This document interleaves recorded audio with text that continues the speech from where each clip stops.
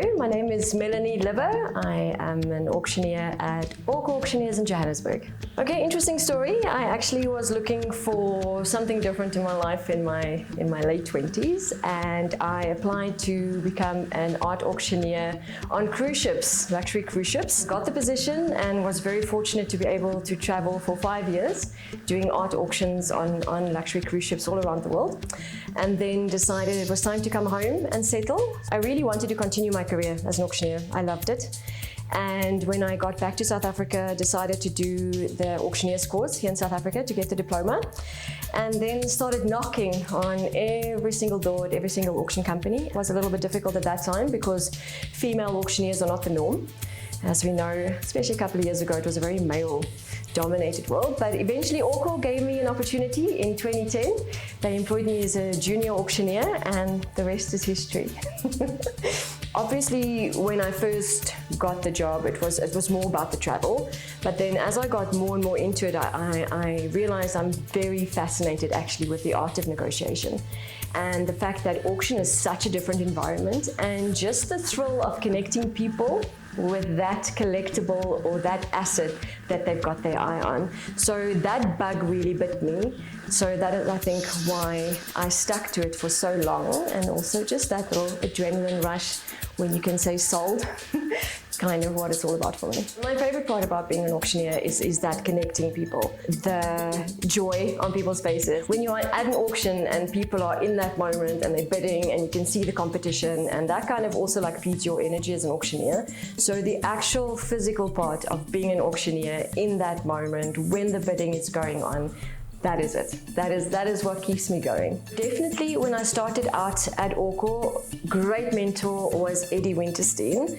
And I'll never forget the first time I met Eddie was just after my interview to get the job, and the first thing he says to me, "She's too tiny to be an auctioneer." And I was intimidated and a little bit nervous, but wow, he took me under his wing and he really taught me the intricacies of the auction industry as it is in South Africa. So number one for me was Eddie Winterstein. Secondly was Hedley Harris. Hedley Harris heads up the South African College of Auctioneers, where I did the course. And I did the course, and Hedley taught me a lot, obviously, and then also he was the one that kept encouraging me. Every door I knocked on, every door that closed in my face, Hedley would say to me, just keep going, the right opportunity is going to come. So really very, very appreciative of Hedley for that. And then more recently, Jacques van der Linde. He's our auctioneer in Bloemfontein, also one of the directors of Aucor Bloemfontein. So pretty much I can say Jacques at this point has taught me everything about auctioning vehicles. So vehicles is a little bit newer to me. I haven't done vehicles for that long, but yes, legendary, great auctioneer. I've learned so much from him. Number one challenge I faced is definitely the gender bias. Like I've mentioned before, it is a very male-dominated environment, especially when it comes to vehicles. And I've had to work very hard, I think harder than my male counterparts, to prove my abilities and to prove my skills, and feel that you have to also kind of keep proving it. The other difficulty that we have, and it's not just in this industry, I feel that in general, is that when we are more assertive as women, it doesn't come across as well as, for example, when it is men. So there's this fine balance about being assertive and about being a leader, or being portrayed as somebody, that is not the kindest. So that's been hard. And also for me, like, I think a very, very personal thing is trying to balance between my work and my family responsibilities. But I've juggled all of that very successfully, and I do think that being a woman in this industry has brought a new perspective. We see things differently, we've added things, and I think that we are certainly adding to the evolution of the auction business as well. So my speciality, in a perfect world if I could choose, would be art and collectibles. Love that. But more recently, vehicles. Honestly, didn't think that I would enjoy vehicles as much as I do, but I really do love it. So my speciality at this point, I would say, would be vehicles, but I've also do property, sports memorabilia, you name it pretty much, but I would say it's like speciality right now, vehicles. To understand kind of my pride in working for Aucor is that it is the oldest, most established auction company in South Africa. So I'm really grateful that I landed up here. We've got a legacy that spans 54 years. That is such longevity in any kind of industry.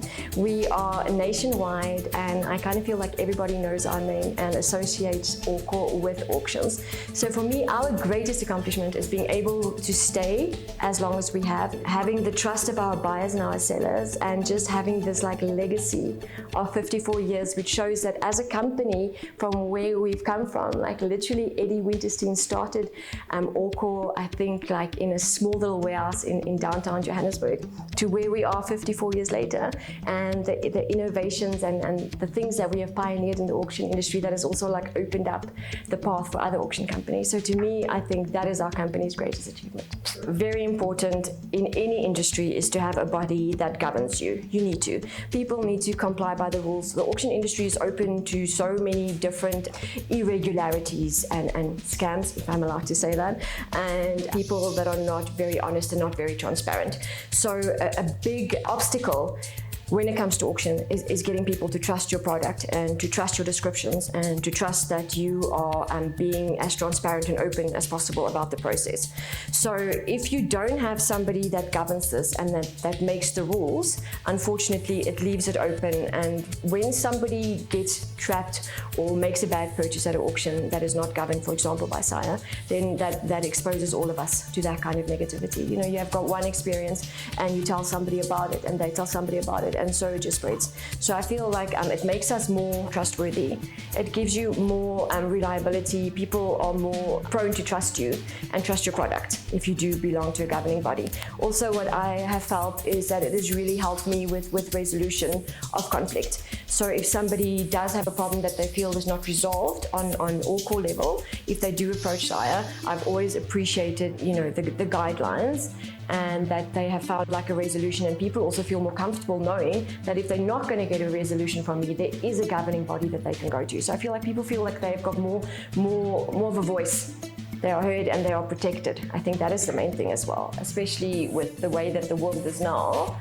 You are open to so many different people that can take advantage of you. So this like really protects the auction company, and it also protects your buyer. So it's very important. I personally wouldn't buy anything at an auction company that is not registered by SIRE. And I go to a lot of auctions.